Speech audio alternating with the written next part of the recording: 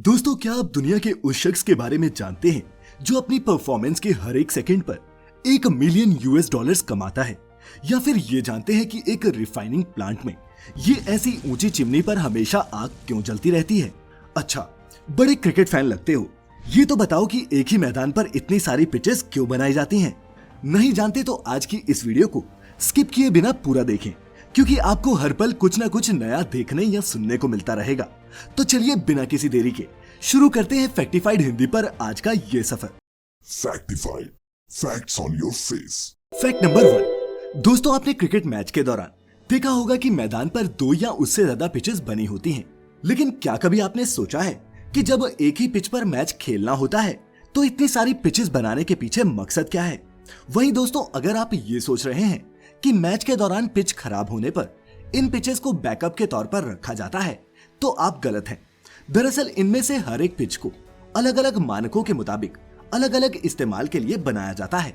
जैसे कि net practice के लिए एक अलग पिच होती है, घरेलू क्रिकेट के लिए अलग और इंटरनेशनल क्रिकेट के लिए एक अलग पिच का इस्तेमाल किया जाता है, और इसीलिए क्रिकेट के मैदान पर एक से ज्यादा पिचेस बनाई जाती हैं। Fact number 2। दोस्तों, आपने टीवी या इंटरनेट पर कई बार देखा होगा कि एक ऑयल रिफाइनरी प्लांट में एक ऊंची चिमनी लगी होती है जिसके ऊपर हमेशा आग जलती रहती है। लेकिन दोस्तों, क्या कभी आपने सोचा है कि इस चिमनी को क्या कहते हैं और इसमें लगातार ये आग क्यों जलती रहती है? अगर नहीं तो मैं बताता हूँ। दोस्तों, इस चिमनी को फ्लेयर कहते हैं और ये तेल और गैस रिफाइनिंग प्लांट की सुरक्षा प्रणाली का एक बेहद जरूरी हिस्सा है। दोस्तों, कच्चे तेल और गैस की रिफाइनिंग में वैसे तो कुछ भी जाया नहीं होता और हर बाय प्रोडक्ट को रिसाइकल या रीयूज किया जाता है, लेकिन इसके बावजूद कुछ ऐसी भी गैसेस बच जाती हैं जिनका कोई इस्तेमाल नहीं होता। रिफाइनरीज में मौजूद इन फ्लेयर्स में इन्हीं एक्स्ट्रा हाइड्रोकार्बन गैसेस को जलाया जाता है और इस प्रक्रिया को फ्लेयरिंग कहते हैं। इन गैसेस के फ्लेयर में जलने की प्रक्रिया हमारे घर में एलपीजी के जलने जैसी ही है। एलपीजी की ही तरह इन गैसेस के जलने पर कोई धुआं नहीं निकलता। फ्लेयरिंग के दौरान इन एक्सेस गैसेस को हवा और स्टीम के साथ कंबाइन करके इस फ्लेयरिंग सिस्टम में जलाया जाता है, जो बदले में कार्बन डाइऑक्साइड और वाटर वेपर्स बनाती हैं। हालांकि कम से कम गैस वेस्ट हो और जलानी पड़े, इसके लिए फ्लेयर सिस्टम का जितना हो सके कम ही इस्तेमाल किया जाता है। लेकिन फिर भी प्लांट के स्टार्ट या शटडाउन के समय और पावर आउटेज जैसी स्थिति में फ्लेयर सिस्टम का इस्तेमाल होता ही है। Fact number 3। दोस्तों, आप सभी दुनिया के सबसे तेज इंसान उसैन बोल्ट को तो जानते ही होंगे। उसैन बोल्ट ने पिछले 3 ओलंपिक्स में 9 गोल्ड मेडल जीते हैं। ये तो हम सब जानते हैं, लेकिन मैं आपको बताऊंगा एक दिलचस्प तथ्य। दोस्तों, उसैन बोल्ट आज तक ओलंपिक्स में कुल 115 सेकंड से भी कम टाइम के लिए दौड़े हैं, फिर भी उन्हें इनसे $119 मिलियन की कमाई हुई है। अगर हिसाब लगाएं तो हर एक सेकंड की उनकी परफॉर्मेंस के लिए उन्हें $1 मिलियन से भी ज्यादा की कमाई हुई। लेकिन अपनी कुछ सेकंड्स की इन रिकॉर्ड तोड़ परफॉर्मेंसेस के लिए बोल्ट ने सालों साल कड़ी ट्रेनिंग और प्रैक्टिस की है। दोस्तों, ये सालों की मेहनत उनके टाइम की वो इन्वेस्टमेंट थी जिनका रिटर्न उनको पर सेकंड $1 मिलियन से भी ज्यादा कमाई से मिला। तो दोस्तों, टाइम को सही से इन्वेस्ट करें, क्योंकि सही जगह की गई इन्वेस्टमेंट कभी ना कभी रिटर्न जरूर देती है। कुछ समझे? Fact number 4। दोस्तों, क्या आप जानते हैं कि 250 सालों तक हम पर शासन करने वाली ईस्ट इंडिया कंपनी का मालिक अब एक इंडियन है और उनका नाम है संजीव मेहता। इस कमाल की सच्ची कहानी को गौर से सुने। जब भारत पर ब्रिटिश शासन था, उस समय ऐसा माना जाता था कि ब्रिटिश एम्पायर में सूरज कभी अस्त नहीं होता। वहीं आज लगभग 100 सालों के बाद ब्रिटिश शासन का सूरज डूब चुका है। दोस्तों, ईस्ट इंडिया कंपनी की शुरुआत सन 1600 में इंडियन ओशन में ट्रेड के मकसद से हुई थी। इस कंपनी ने 17वीं और 18वीं शताब्दी में भारत और चीन के साथ खूब व्यापार किया। फिर 1757 में ये कंपनी भारत पहुंची और धीरे धीरे फूट डालो और राज करो की पॉलिसी के दम पर इसने अलग अलग रियासतों को अपना गुलाम बना दिया। 1857 की क्रांति के बाद EIC को नेशनलाइज कर दिया गया, जिसके बाद इंडिया का कंट्रोल सीधा क्राउन के पास चला गया और कंपनी के पास चाय के कुछ व्यापार के अलावा कुछ ज्यादा नहीं बचा। फिर 2010 में कुछ ब्रिटिश इन्वेस्टर्स से मुंबई के संजीव मेहता ने ईस्ट इंडिया कंपनी के राइट्स $15 मिलियन की कीमत देकर खरीद लिए और इस तरह भारत पर राज करने वाली कंपनी को एक भारतीय ने खरीद लिया। अब ये कंपनी ब्रिटिश नहीं बल्कि एक भारतीय की मालिकाना हक वाली कंपनी है और अब संजीव ईस्ट इंडिया कंपनी को नए बिजनेस में लाने की तैयारी कर रहे हैं। उनकी प्लानिंग ई-कॉमर्स बिजनेस के जरिए महंगे और लग्जरी गिफ्ट्स बेचने की है। तो दोस्तों, कैसे लग रहे हैं आपको आज के हमारे फैक्ट्स? नीचे कमेंट्स में मुझे जरूर बताइएगा। खैर, फैक्ट नंबर 5। दोस्तों, आपने फिल्मों में कई बार देखा होगा कि बम मिलने की स्थिति में उस जगह बम डिफ्यूज करने के लिए एक स्पेशल टीम को भेजा जाता है, जिसका काम इस बम को डिफ्यूज करना होता है। डिफ्यूज करने के दौरान कोई गड़बड़ी हो जाए या बम गलती से फट जाए, इस स्थिति में टीम की जान की सुरक्षा के लिए उन्हें खास बॉम्ब प्रोटेक्शन सूट्स दिए जाते हैं। लेकिन दोस्तों, क्या आप जानते हैं कि ये बॉम्ब सूट कितना सेफ होता है और ब्लास्ट होने की सिचुएशन में ये जान बचा भी सकते हैं या नहीं?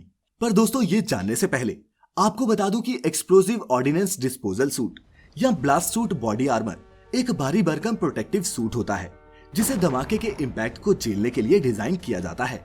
बॉम्ब सूट को फुल प्रूफ बनाने के लिए केवलर, फोम और प्लास्टिक की कई परतों का इस्तेमाल किया जाता है। ये प्रोजेक्टाइल यानी विस्फोट से हवा में फैलने वाले मेटल पीसेस को डिफ्लेक्ट करता है और शरीर पर चोट लगने से बचाता है। इसके अलावा ये ब्लास्ट वेव को एब्जॉर्ब करके पहनने वाले को किसी गंभीर चोट लगने से भी बचाता है। लेकिन दोस्तों, इस सूट को ज्यादा देर तक पहना नहीं जा सकता। इस सूट से जनरेट होने वाली हीट बॉम्ब स्क्वाड के मेंबर्स को अनकंफर्टेबल कर देती है और यही कारण है कि 40 किलोग्राम के इस सूट को ज्यादा से ज्यादा सिर्फ 1 घंटे तक ही इस्तेमाल में लाया जा सकता है। Fact number 6। दोस्तों, क्या आप जानते हैं कि भारत का एक गांव मिनी इजराइल के नाम से मशहूर है, क्योंकि यहाँ भारतीयों से ज्यादा इजरायली लोग देखने को मिलते हैं। रेस्टोरेंट्स और दुकानों पर इजराइल की भाषा हिब्रू में साइन बोर्ड्स देखने को मिलते हैं।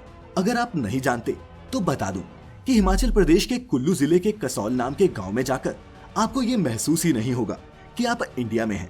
यहाँ घूमते फिरते कई इजरायलियों से आपका सामना होने के अलावा यहाँ आपको कई इजराइल के झंडे भी देखने को मिलेंगे।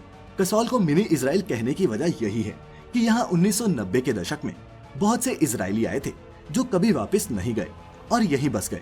इतना ही नहीं, इन विदेशियों ने यहाँ शादियां की हैं और अपना कारोबार भी इस्टेब्लिश कर लिया है। तो क्या दोस्तों, आप भी भारत के इस इजरायली टाउन को देखना चाहेंगे? नीचे मुझे कमेंट्स में जरूर बताएं। Fact number 7। दोस्तों, आज हर कोई सुंदर दिखना चाहता है और इसके लिए कुछ लोग तो किसी भी हद तक जाने को तैयार हो जाते हैं। लेकिन दोस्तों, कुदरत की बनावट से छेड़छाड़ कभी कभी इंसान को बहुत भारी पड़ जाती है। दोस्तों, मैं बात कर रहा हूँ अमेरिकन सोशलाइट जोसेलिन वाइल्डेनस्टाइन की। एक वक्त में 2 बच्चों की माँ जोसेलिन वाइल्डेनस्टाइन काफी खूबसूरत हुआ करती थी, लेकिन फिर जोसेलिन ने खुद को और खूबसूरत करने के लिए प्लास्टिक सर्जरी का सहारा लिया, जिसने उसका हुलिया ही बिगाड़ कर रख दिया। एक के बाद एक की गई कई सर्जरीज के बाद जोसेलिन का चेहरा बद से बदतर दिखने लगा और इनका खामियाजा वह आज तक भुगत रही हैं। इसके अलावा जोसेलिन वाइल्डेनस्टाइन को अपने पति एलेक वाइल्डेनस्टाइन से 1999 में हुए अपने हाई प्रोफाइल तलाक के लिए भी जाना जाता है। दोस्तों, जेफ और मैकेंजी बेजोस के तलाक से पहले एलेक और जोसेलिन के तलाक में ही दुनिया का सबसे महंगा डाइवोर्स सेटलमेंट हुआ था, जिसमें एलेक ने जोसेलिन को $2.5 बिलियन यानी कि 2 खरब रुपए दिए थे। Fact number 8। हर महिला के लिए माँ बनना एक बेहद खास एहसास होता है और दोस्तों, हम सभी ये जानते हैं कि माँ जन्म देने से पहले अपने बच्चों को 9 महीने अपनी कोख में पालती है, यानी कि इस दौरान बच्चे को माँ से ही वो सारे न्यूट्रिएंट्स मिलते हैं जो उसके जीने के लिए जरूरी हैं। लेकिन दोस्तों, आप ये जानकर हैरान रह जाएंगे कि जिस तरह माँ अपने बच्चे का कोख में ख्याल रखती है, उसी तरह कोख में पल रहा बच्चा भी अपनी माँ का ख्याल रखता है। दरअसल प्रेगनेंसी के दौरान अगर माँ के किसी भी ऑर्गन में कोई डैमेज होता है तो गर्भ में पल रहा बच्चा उस डैमेज्ड ऑर्गन की मरम्मत के लिए स्टेम सेल्स को माँ के शरीर में भेजता है। अगर ये ज्ञान अद्भुत नहीं तो क्या है? दोस्तों, अगर आप हमारी वीडियो पहली बार देख रहे हैं तो YouTube पे हमें सब्सक्राइब कर लें और Facebook पे हमारे पेज को like. Fact number 9। Corona virus ने पूरी दुनिया में हाहाकार मचाई हुई है। इस वायरस की वजह से हर दिन हजारों लोगों की मौत हो रही है। दोस्तों, ये कोरोना एक सांस की बीमारी है और इसके गंभीर मरीजों को जब सांस लेने में दिक्कत होती है तो उनके फेफड़ों में वेंटिलेटर के जरिए ऑक्सीजन सप्लाई की जाती है। वेंटिलेटर का अवेलेबल होना या ना होना एक कोरोना पेशेंट के लिए जिंदगी और मौत का सवाल बन सकता है। दोस्तों, इटली और अमेरिका जैसे विकसित देशों में भी वेंटिलेटर की कमी अब महसूस की जा रही है। कम वेंटिलेटर्स और भारी संख्या में कोरोना के मरीजों की वजह से डॉक्टरों के लिए ये तय करना मुश्किल हो रहा है कि किस मरीज को वेंटिलेटर पर रखें और किसको नहीं। इस बीच 90 साल की एक बुजुर्ग महिला की मौत हुई। दरअसल 90 साल की इस बेल्जियन महिला को कोरोना की वजह से हालत बिगड़ने पर 20 मार्च को हॉस्पिटल में भर्ती कराया गया था, लेकिन उन्होंने वेंटिलेटर पर रखे जाने से इनकार कर दिया और डॉक्टरों से कहा कि मैंने अपनी जिंदगी जी ली है, और फिर वेंटिलेटर को किसी नौजवान के इस्तेमाल के लिए छोड़ दिया। तो दोस्तों, इस महिला की इंसानियत की भावना के बारे में आपका क्या सोचना है? नीचे कमेंट के जरिए हमें बताएं। और दोस्तों अब पेश है आज की वीडियो का आखिरी और 10वां फैक्ट नंबर 10। दोस्तों क्या आप जानते हैं कि सेकेंड वर्ल्ड वॉर के दौरान नाजियों से यहूदियों को बचाने के लिए इटली के कुछ डॉक्टर्स ने कोरोना जैसी लेकिन एक फर्जी महामारी की अफवाह फैलाई थी। सिंड्रोम के नाम की इस तथाकथित बीमारी के मरीजों का इलाज रोम में फेटबिन फ्रेटेली अस्पताल के बंद दरवाजों के पीछे एक वार्ड में किया जाता था। दरअसल 1943 में जब नाजी सेना रोम में यहूदियों का कत्लेआम कर रही थी, तब वहां के डॉक्टर्स ने फेटबिन फ्रेटेली हॉस्पिटल के इस वार्ड में कई यहूदियों को ये कहकर छिपा दिया कि उनमें एक नई संक्रमण वाली बीमारी फैल रही है, जिससे कई जानें भी जा रही हैं। इसके बाद संक्रमण के डर से नाजियों ने इस वार्ड में प्रवेश करने की हिम्मत नहीं की और इस तरह कई यहूदियों की जान बचा ली गई। लेकिन आगे चलकर जब वैज्ञानिकों ने रिसर्च की तो उन्हें पता चला कि सिंड्रोम के नाम की कोई बीमारी कभी फैली ही नहीं। तो क्या ये कहना गलत होगा कि सिंड्रोम के एक ऐसी महामारी थी जिसने लोगों की जान लेने के बजाय उनकी जान बचाई थी। खैर यही खत्म होता है फैक्टिफाइड हिंदी पर आज का ये सफर, लेकिन ऐसे कमाल के कई किस्से और फैक्ट्स आपके लिए हम लेकर आते रहेंगे। मिलेंगे फैक्टिफाइड के अगले एपिसोड में, तब तक अपना ख्याल रखें, खुश रहें और वीडियो अंत तक देखने के लिए आप सभी का बहुत बहुत शुक्रिया।